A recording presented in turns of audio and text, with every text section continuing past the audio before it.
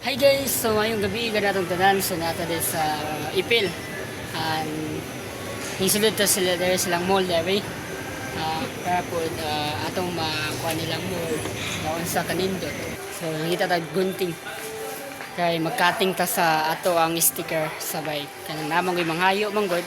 So need nato atagan para po mo support sa to Kani mong vlogger ta. Kailangan nadyo tayong mga sticker ipanghatag sa mga supporter, no? Sulod ta dali. So nakita na gunting di. Gi tabangan ta niya ni ma'am. Gitudluan ta asa dapat ang gunting. Oh, by the way, nakakita na tag gunting. So mo ni ato ang panggunting sa sticker. So mangita tag counter there guys.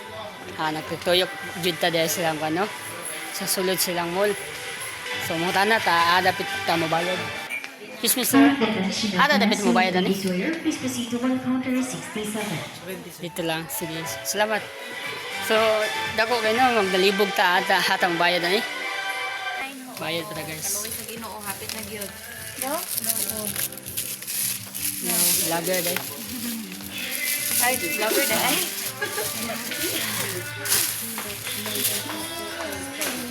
Manay gwapa day sa ban.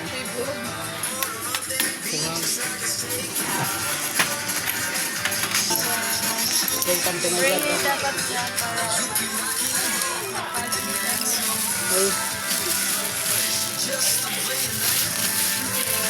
Okay, salamat.